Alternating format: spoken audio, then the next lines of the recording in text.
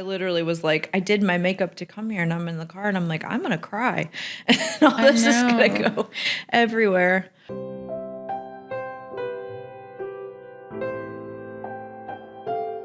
Well, we're rolling. So, okay, let's just... I don't even know what day it is anymore. Is today Monday? I think it's Monday. It's Tuesday. It's Tuesday. It's what day it's is like it? the saddest Tuesday. The saddest Tuesday. That's ever happened. Yeah. So Meghan Linsey is here for the podcast. Meghan came in for a fun podcast. Ugh. But we decided we're not in a fun mood. No. Dolly would tell us not to be in a sad mood. You know she would. I think Dolly would do the podcast. Dolly would do the podcast. And so we're here. And we're going to have a Dolly moment. And honestly, Dolly would love your outfit. She would love the feathers. It's so funny because I was like, obviously, like, my phone started blowing up when I was in the car on the way here with people telling me that, you know, Dolly passed. And while I was getting ready, I was literally channeling Dolly when I was putting this outfit together. I was like feathers and rhinestones and like, you know. It's perfect. Yeah. It's perfect. I feel like half my life is channeling Dolly. Always. What would Dolly do is real. Mm-hmm. You know? No, it's very real. It's like when you have a sad day, you think, what would Dolly do? Or when you're not treated fairly because you're a girl. Yeah. What would Dolly do? Yeah. So, yeah. She's the GOAT, man. She encompasses everything that is country music and being a strong woman and like just continuing on in the face of adversity. Like she's all of it. And she's just like whimsical and beautiful and just like, it's just everything wrapped into one that you could ever want out of a woman. Like she's just perfection. She is perfection. And I am really going to cry about it now. Because I'm just thinking about all of the impact that she's had. Like I took somebody to the Country Music Hall of Fame recently and I was telling her about Dolly's Imagination in the Library. And I was like, oh yeah, like when my sister had her first baby, this was such a cool thing that Dolly gives books to kids. I mean, I think at this point it's all over the US. I think it started just Tennessee, but it's like you get a book every month and all of these things. And you just think about like, we don't have a lot of people living that do what she does for everyone around her. No, there's not. I mean, just the way that she gives back and everything that she's accomplished. And I don't know. It's just like, it's on another level for sure. Like, I think she wasn't living in the same plane as all of us. No. She's just more, I don't know. She's on a different level spiritually and everything else. So, man. And she didn't get to see the hotel open. I know. So many things. I feel like we need to take flowers down there. I know. The sparkly, beautiful shrine to Dolly. I didn't know it was going to be a shrine. I know. Sad. It is sad. I feel like I have undiagnosed ADHD, and before I was coming here, I decided I needed to clean out my closet really quickly, which is like I knew I had to be here in an hour. And I was going through all my stuff, and I have this jean jacket that my husband had made for me, and it's fringe, and it has a big picture of Dolly on the back of it. And I literally just pulled that out of my closet before I came here. But I was like, man, just crazy. And then I walked in here, and you have the Dolly coasters. I mean, she's literally everywhere. She's and in everywhere. Everything. Yeah, I mean, I think she's just, I feel like everything. My friend Mandy, who's usually here, usually does my makeup. She's going to be like, oh my gosh, I didn't do your makeup on the day.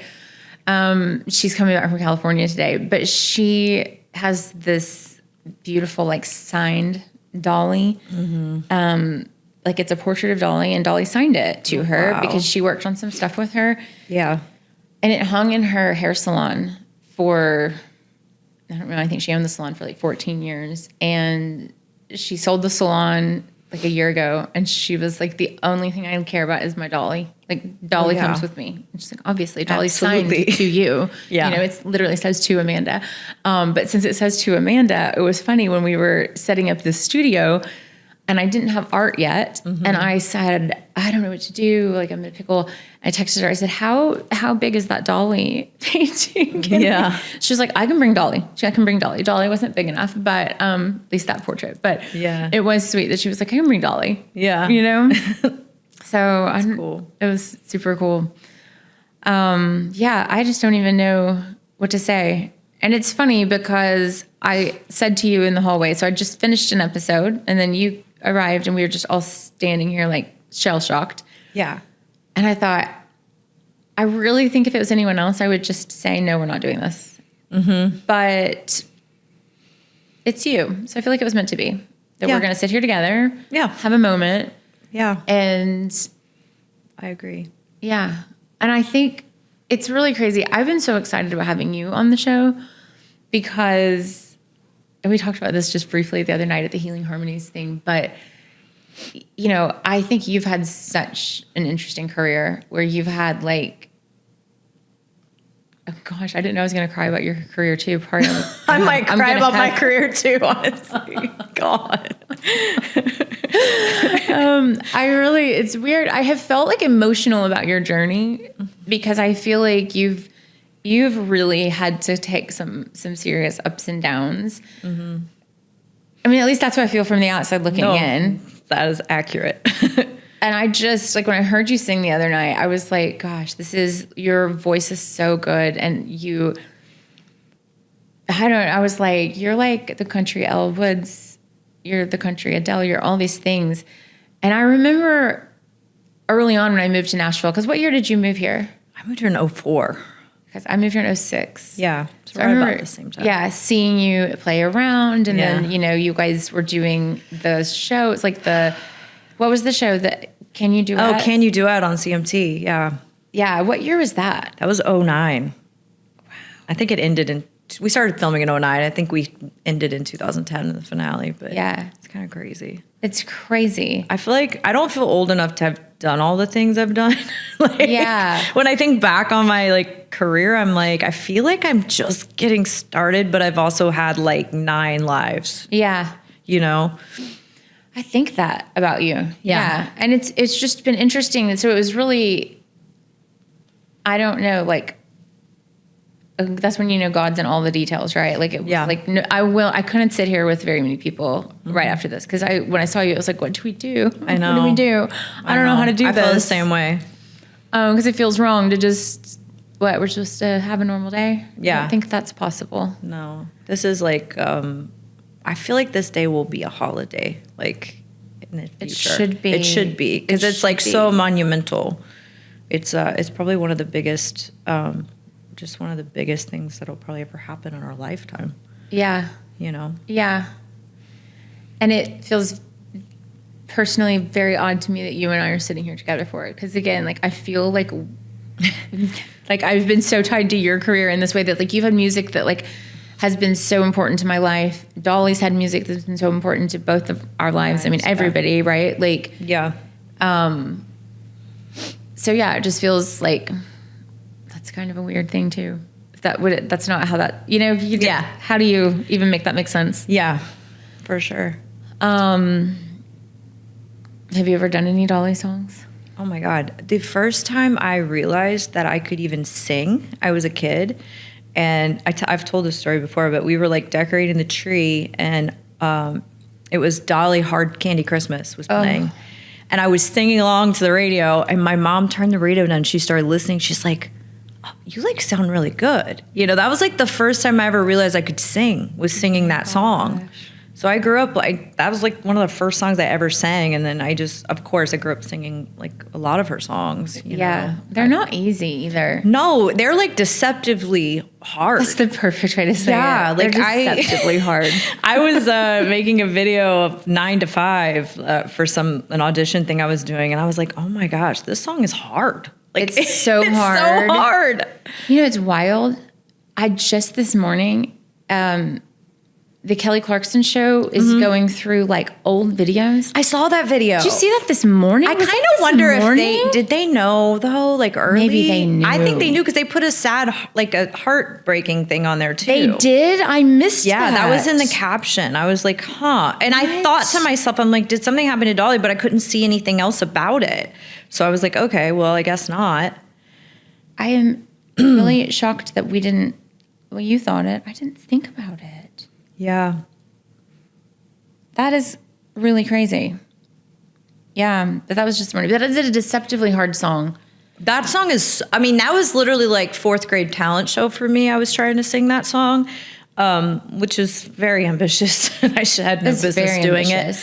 I like it. Dolly would be proud of that ambition. I was like swinging for the fences, man. I was like, but yeah, I mean, I've sang that song throughout my career, and it's always like, it's like doing the national anthem. Like, what am I doing? What am I doing? It is. Yeah.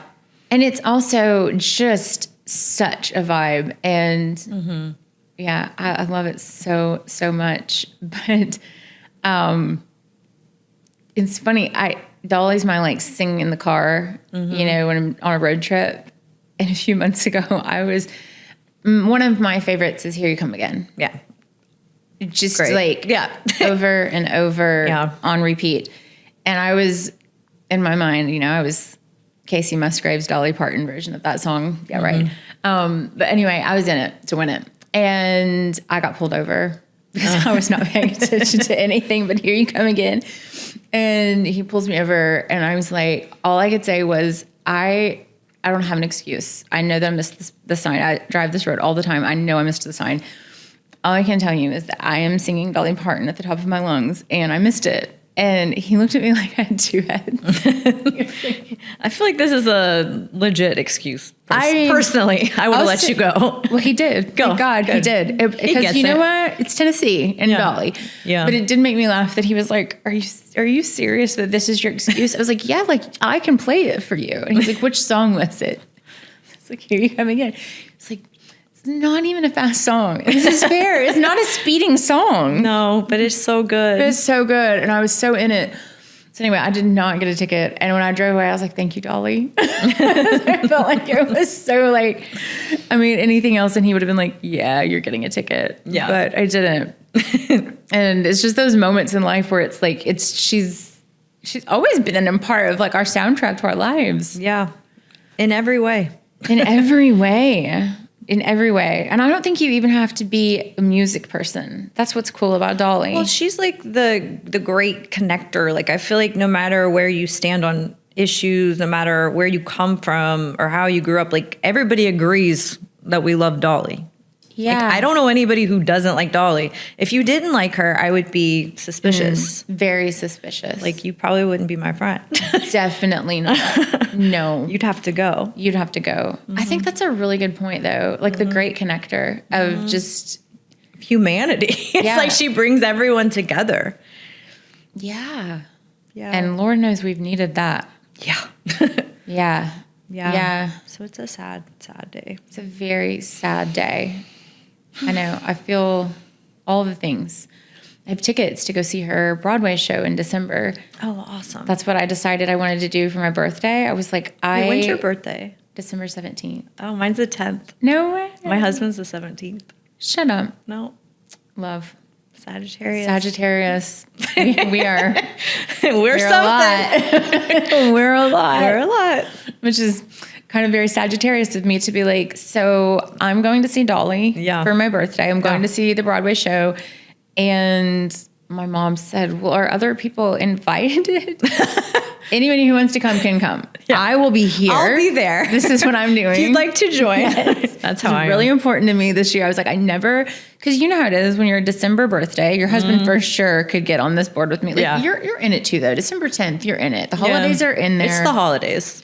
Thanksgiving has happened. Christmas hasn't happened. No one cares about you. Yeah. No, you get lost in the sauce. You have to make your own joy and not make your own plan. You 100% do. My sister's December 15th. Okay. And one of my best friends is December 17th with the same birthday. So it's like so funny. It's so funny. So you find your people almost. Yeah. Like it's a little sad little misfit toys tribe. Yeah. But yeah, that was why I was like, I'm taking it back this year. I'm going to see Dolly. So I waited, like when the pre-sale came, I was in the queue, you know? Yeah. And then I texted my best friend and I was like, this is what we're doing. We need your dad to keep our dogs. So I was like, we'll figure out the plans later. You know? But that was really like all I cared about. I was like, I'm going to see this. So I've heard it's amazing, the Broadway show. I've heard really good things. Yeah. Yeah. I'm going to have to see it now, but I'm sure I'm not going to be able to get a ticket. Ugh. But yeah. I know. That's so sad. It's going to be a lot of songs coming out that are going to be Dolly duets. I have heard that that's a thing that people have been holding on to them in this time. Yeah. There's some duets that haven't been released. Yeah. That's crazy. So that's going to be crazy. Yeah. Well, I don't feel like it's right to change the subject, but I do have to tell you that you sang that song at Healing Harmonies. What's the one that I can't get out of my head that I'm obsessed with? Say It to My Face. Is that the one? I mean, that would have been a great Dolly duet. Let's be real. She would have done it with you, just like she did with Pitbull. Yeah. She did a duet with Pitbull. That's crazy. Crazy. But you wrote that with who? Do you know the artist Aloe Black? Yes. Yeah, he's so good. He's so good. Yeah, it was him and myself and my husband. We wrote it together. And then I actually went into that and I was thinking like, oh, I really want to do a duet with Aloe, you know? And but I didn't want to like bring it up, you know, because I was like, oh, maybe he doesn't want to do a duet with me. I don't know. So on the way there, I was like, I feel like I manifested it. Like we walked in and he was like, yeah, he's like, do you want to write a duet? And I was like, yes. Yes. So we started writing that. And, you know, I think we both could relate to just, you know, the hate you get on the internet and how people are so brave, like keyboard warriors, you know? Yes. And I was like, well, I think it'd be cool to write that as a song. So we kind of just wrote it. We wrote it really quick. It's so freaking good. It's so real. I'm going to need you to re-release that one immediately. Dude, yeah, I was telling you I had a whole like thing where like my whole album got taken down. It was like something with Sony and I don't know what happened, but the distributor like didn't tell me they were taking it down. They just took it down. So I went online like this was a couple months ago and it was gone. And I'm like, oh my God, like all the streams, everything gone. That's heartbreaking. It's awful. So now I'm thinking about it. I might just re-release the whole thing and I don't know. I think you need to. I think I have to, especially that song. That song is really special. And yeah, I think I'm going to do a little re-release on that for sure. I think you have to do it. I love the energy of that song. I think, people need that. It's like, it's kind of the vibes of like, I don't know what it is because I don't have a lot of that sass that you do. And I don't believe that. I don't know. People will disagree, but I really don't. I think like I can have it for other people, but for myself, sometimes I don't have it. Yeah. And that song is one that I'm like, I need this. This needs to be my pump me up song. I'll add it to my 9 to 5 playlist. Yes. Yes. Exactly. So give us that one back. Yes. I need that one. I'm going to do that. Yes. Yeah. I have to tell you, this is one thing I was going to say to you, even though this is weird that we're having a podcast and I do feel like I'm having an out of body experience. Do you? A little bit. Yeah. I feel very like I have chills, like not because it's cold, but just like, I'm just like overwhelmed a little bit. Yes. I'm just like, this is so crazy. It feels like, it feels out of body. Out of body. We're probably going to have a lot of tears after this. It's more shock. Yeah.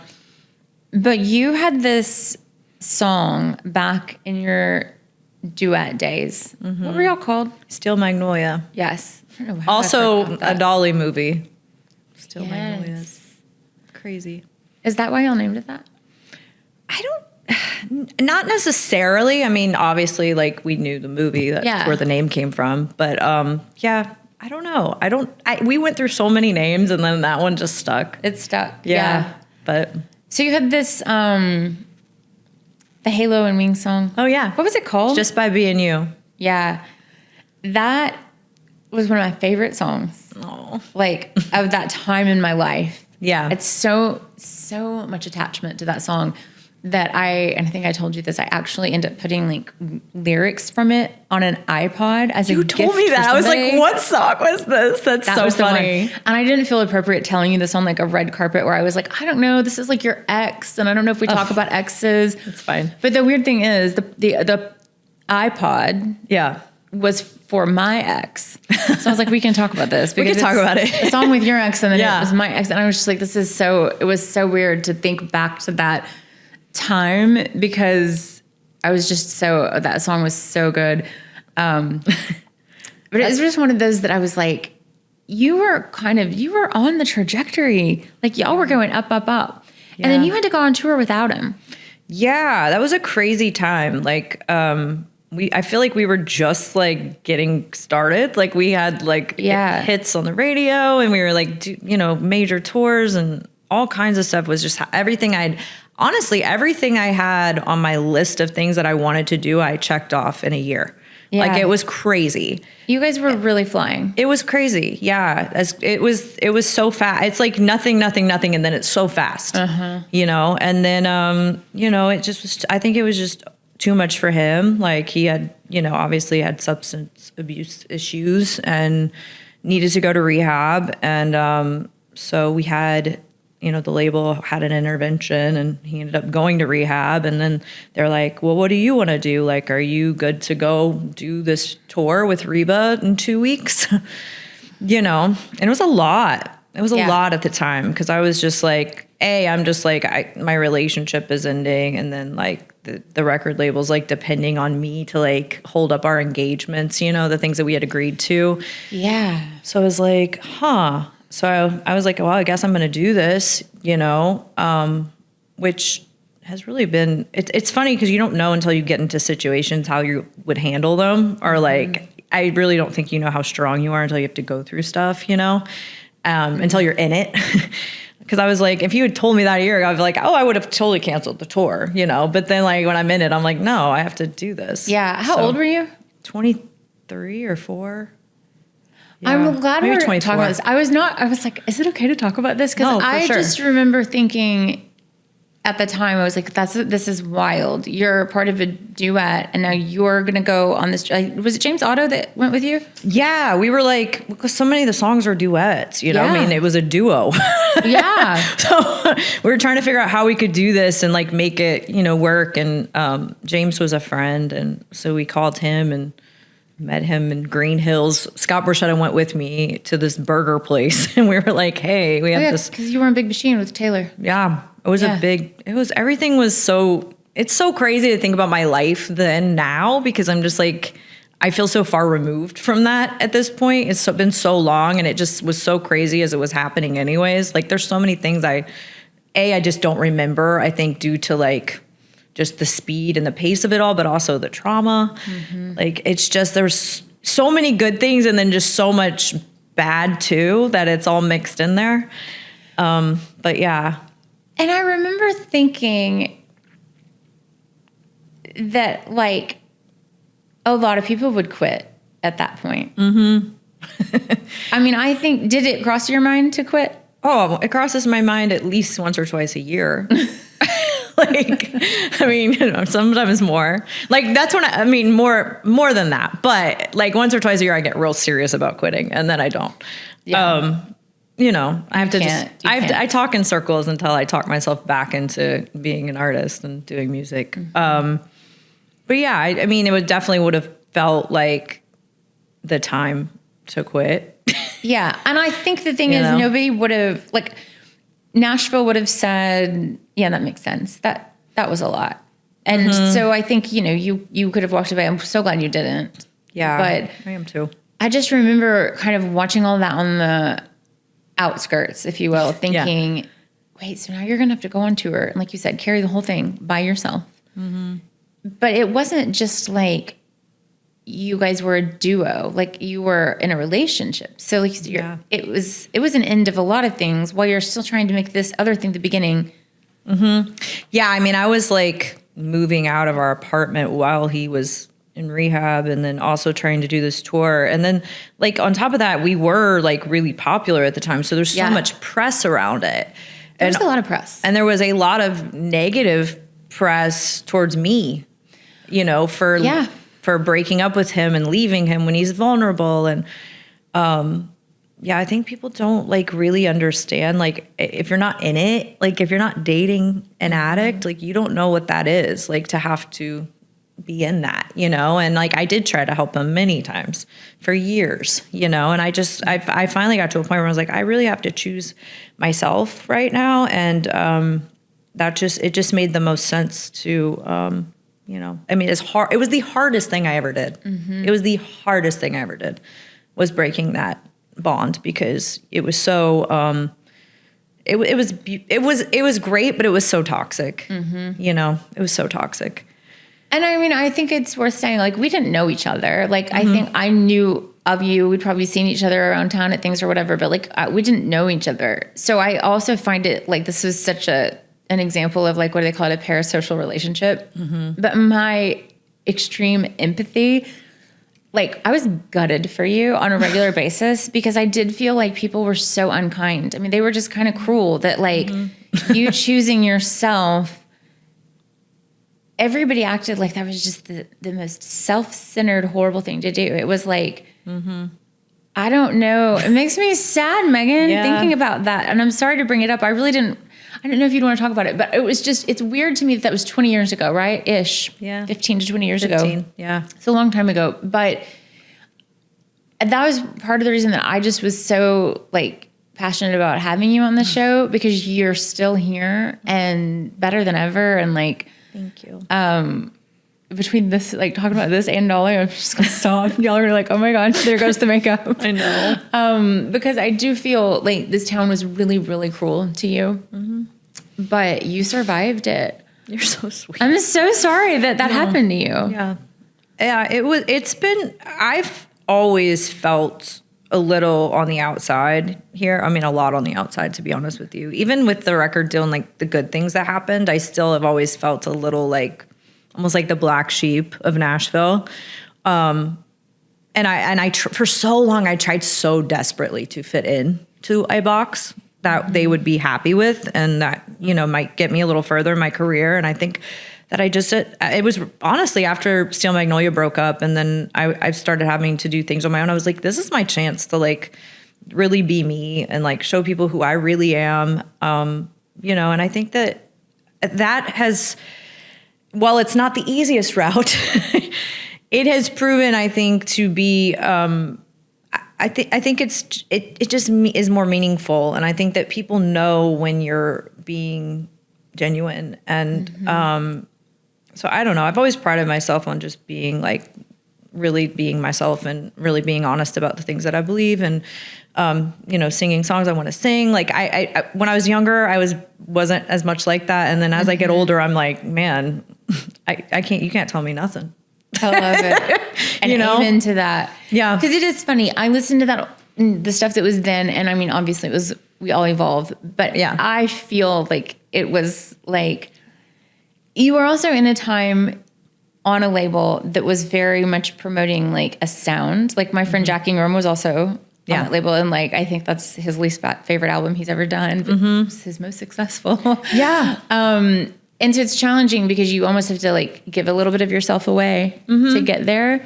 And it was a great album. Honestly, like we worked with Dan Huff, and I love Dan. He was awesome to work with. And it was a great album. And I wouldn't have made that album without Big Machine and without those parameters, because I was just all over the place. And I probably needed that at that time.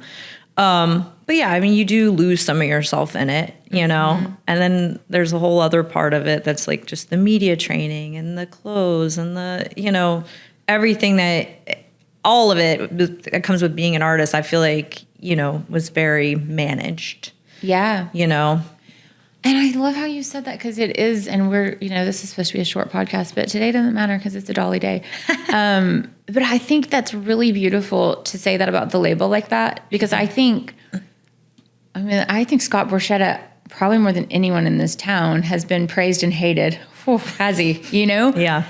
And in order to make big moves, you have to be praised and hated, because there is some of that has to go with it. Like if you're going to get to that level, you need those things. You need the media training. You need someone to kind of package what it is, right? Yeah. I mean, I wouldn't make it a brand. If Scott Borchetta called me and said, "Hey, I'll make your brand," I'd have a hard time saying no right now. It's hard, Yeah. I think I'd say yes, because there's so much value there. But I do think it's fair to say that you have to be able to then kind of go, okay, this is the brand and this is Meghan. Yeah. Yeah, and that's I think that there was always a blurred line there, you know, especially with Steel Mag, because it was like we were in a relationship and we're performing together. And people just automatically assume what they see on stage is what's happening behind the scenes. Yeah. Or the songs are what's happening behind the scenes. And so I think that's where people got really just why people were hurt and like hateful towards me online at that time and in the media, because they wanted it to be something that it maybe wasn't. Yeah, it was crazy because you had written love songs and you're singing these love songs that people are now like obsessed with, and your relationship is tied into that. It's a crazy place to, it's crazy to put yourself out there like that for public consumption. Like I don't recommend it necessarily. Yeah. But except that you did marry a musician again. Yeah, so I decided to marry another musician. And very reluctantly, honestly. Like when we first started, Tyler and I first started talking, I was like not in the headspace to like date someone. Yeah. Really, you know, I'd gotten, you know, the whole thing with Josh was really daunting. And then, and I even told my best friend, I'm like, I think maybe he's too nice to me. I don't know, you know, because I was so used to like being in this crazy thing. And, I just, he's so great. He's the best thing that has ever happened to me. We've been together for 14 years now, like 13 or 14 years. How many years? Oh my God. We got together in 2011. So how many years is that? 2012. We don't have to do math today. Gosh, it's so much math. So 13 years. 13 years. 13 years, but we've been married for 4. But you know, it's so cute. You guys look at each other like you're like newlywed, adorable. Like it's the cutest. You can see it. I mean, it's definitely real. You see it. It's adorable. Thank you. Yeah, it's great. We get along so well. We work so well together. Write great songs. We write great songs. There's no like weird jealousy. Like he just really wants me to shine, and I want the same for him. Like it's very just like a balanced, healthy relationship, which I had never experienced before. So I was like, wow, this either. Tell me more. I'm like, wow, this is crazy. I'm like, and it's a musician, like with a musician. Whoa, you know? Yeah. And you guys have a studio too? Yeah, we have a recording studio in 12 South, and you know, my husband produces people too, so he's a producer, and lots of artists come through. And yeah, I met a couple of his artists when we were at the thing. It was awesome. Yeah, he's great. He's he's like the most talented person I've ever met. Like I'm not being biased, I promise. Like he just literally can play every instrument, and he's so good at production, and he's so good at like just I don't know, everything. I'm just like, how are you great at everything? It's like annoying sometimes. I think it's great though. I joke, but I'm serious about it when I say if I'm ever going to be in a real relationship again, I have to be able to say that. That's really like the only way it works is that I have to think you're the most amazing at everything you ever do. Yeah. Because I think I'm pretty great. And so, you know, like I need you to be smarter than me. Yeah. But I still need you to think I'm really smart. Yeah. So I get it. I totally get that. Maybe that's a Sagittarius thing. He's also a Sag, so you know. Yeah. It's like 2 Sages in a relationship. It's crazy. But it's so good. It's so good. Did you guys do Humble together? We did. What it's called? Yeah, Humble Again. Oh, Humble Again. Y'all, that song. That one's online. You can get that one. You can get that one. Give us our Meghan music back. But that one is really great. Thank you. That's a good, like, I feel it's probably very autobiographical. Very. Yeah, I just felt like, you know, I've like you said, I've just had so many ups and downs in this industry. And I was like, I was really feeling that one day when I wrote that. But yeah, I played that. I actually got to do the Power of Women event for Variety last year, which was honestly like surreal. Like, because I did a whole medley of songs honoring like Reba and Sheryl Crow. All these people were in the audience. And then they were like, they allowed me to sing my own song after that, which was so cool. That's so cool. So and I did that is Humble. the power of women, by the way. It is. They let you do that. Yeah. Yes. It was so cool. I was like, I can't believe I get to do this. So I did Humble Again. And I finished, and I walked off stage, and I was kind of saying hello to everybody. And Noah Kahan was there. And he came up, and I said hi. And he was like, that song. He's like, nobody ever talks about like going from the tour bus back into the van. And I hadn't really thought about that. I thought it was a cool line, but like I wasn't really thinking about it. I was like, oh, nobody has. Everybody always talks about going from the van back into the bus, But I feel like that's really actually more common now with artists, where you're like, on top of the world, and then, It's so common. I'm gonna lose it. I'm so sorry. I'm gonna lose it. But like seriously, it's so common, and it's so brave for you to just be out there with that journey, because I think people need to know that. Like, this is, listen, anything you want, any dream is hard to go for, but this town will eat you up if you don't watch out. Yeah. And I just think it's really great that somebody that's had the success that you've had, and that you've had the ups and downs, and that, you may not be the number one country radio artist right now, but you know what those highs and lows are. And I think for people to hear that in a song like Humble Again is just so real. And I think that could save someone from quitting. It could save someone from saying, I'm going to go do my backup plan. Yeah. It's just because that's just so beautifully written. Thank you. Yeah. I think that, I joke about like wanting to quit all the time, but like, it's been real. There's been real moments. Yeah. Especially honestly, not too long ago, like in the last few months, I'm like, God, what am I doing? Like I turned 40, and I'm like, am I really still going to put myself out there like this? Like, is this like even a real dream anymore? Because things aren't really happening, and I haven't really like, I feel like I don't know what I'm doing. I feel very lost at times. Which I don't think people get that from me, because they feel like I'm so in charge and I know what I'm doing, and like I have all these songs and I'm sassy and I'm confident, and I am, but there's times when I'm just like, man, it's so hard. Yeah. But yeah, you just never know, man. You have to stick it out. And like, I got a call recently. I got an email actually that I wasn't even going to respond to because I thought it was fake.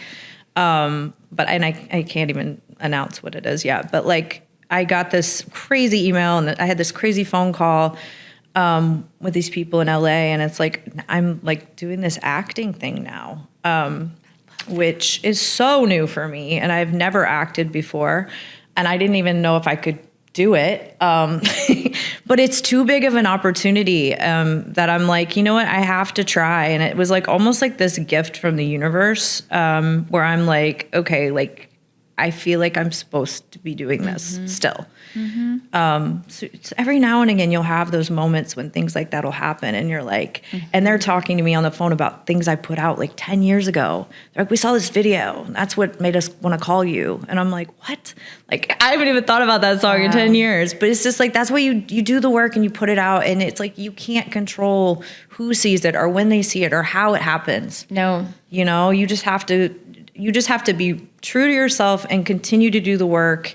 And I've never tired of my love for music. And I think that's important. I think if you lose the love for doing it, I understand, like, maybe don't do it anymore. Yeah. But like, I just love it so much. I wrote 2 songs yesterday. I'm like, I love writing songs. I love singing. Yes. I love performing. I love it so much. Yeah. So like, I can't quit. you know? No, I love so much about that. I literally 2 days ago said to my best friend, I said, what if I fail? Yeah. Like what am I crazy? What am I doing? And it's like, I ask myself, what am I doing every day? But sometimes I don't say it out loud, right? Yeah. Like to say it out loud feels like I shouldn't put that in the universe either. But I did need to say it. I was like, is this nuts? Am I supposed to be chasing a new dream at 45? It's kind of a new dream, but an old dream, right? Because like, I got off the path of the music industry because I don't know. I think I'd been married and he wasn't very nice, and he'd kind of, taken all my confidence. Like I didn't have anything left to give. And so at that time I couldn't chase dreams. Yeah. And when you have people who support you and believe in you, you can get that back a little bit. Yeah. But I think you're right. Like as long as you love something, it's like age is nothing. It doesn't matter. That's an old, stupid way of thinking of things that we were taught to think that way, right? Well, we came up at that time, I think. Like, because you and I are close in age, and I'm like, I think that we came up in a time when we were taught that, like, you can't get a record deal after 25, or like you can't be successful, you know, and it's like, it was so true. I feel like things have changed. I also feel like so empowered at 40. Like I feel like I'm better than I've ever been now. And it's like, I don't know. I feel like millennial women, like, I don't know, we're different. We're different. We're different. We're different. And I think the thing too is that we're here for each other. Like, this is what I think is super cool, is that we all experienced a version of that.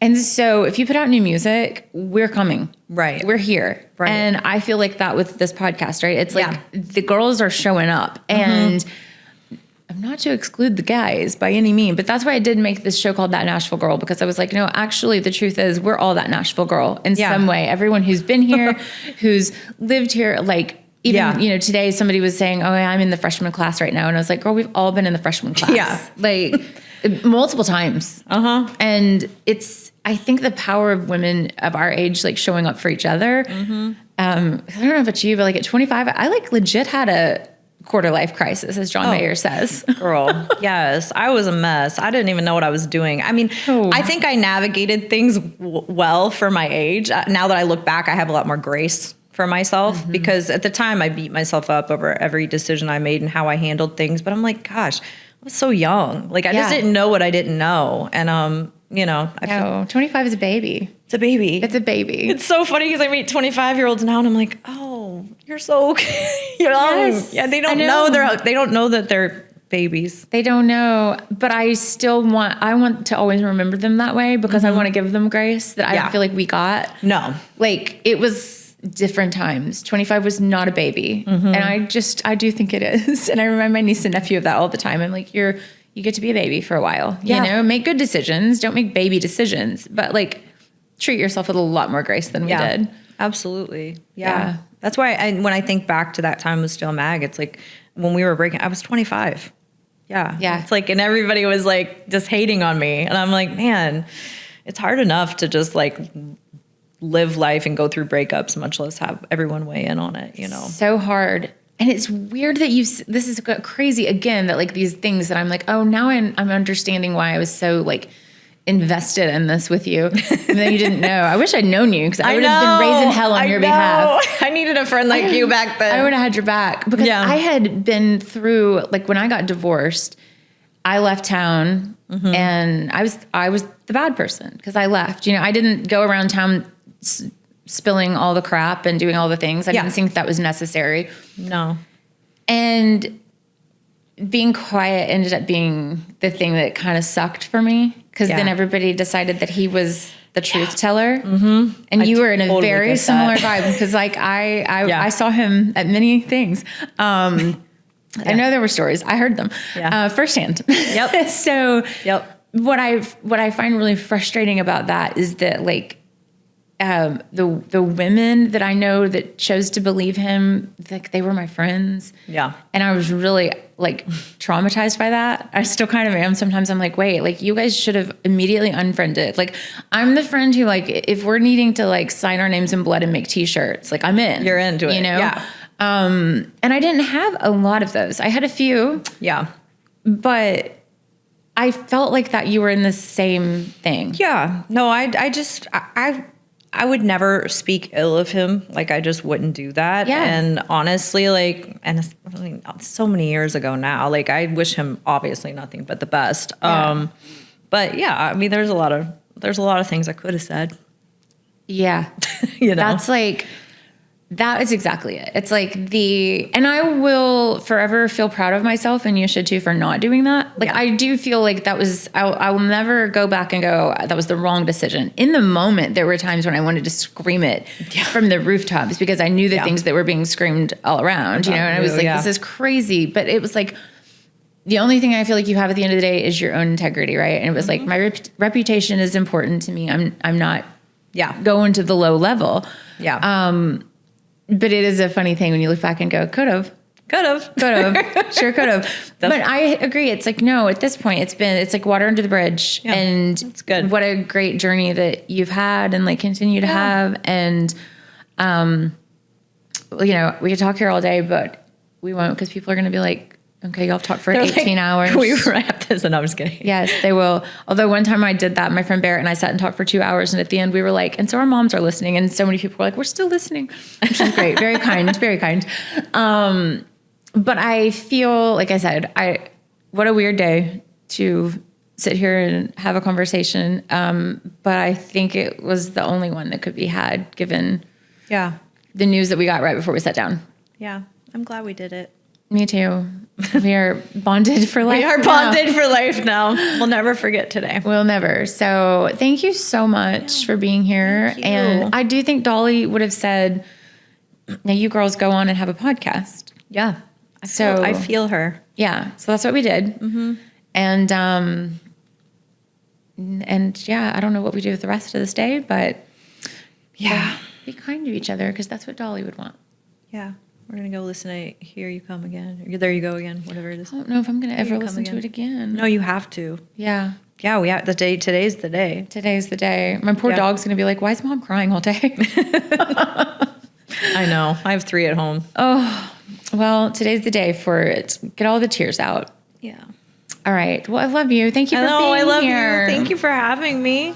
See y'all later. Sometimes a girl's gotta find her way on her own, free to roam and make mistakes.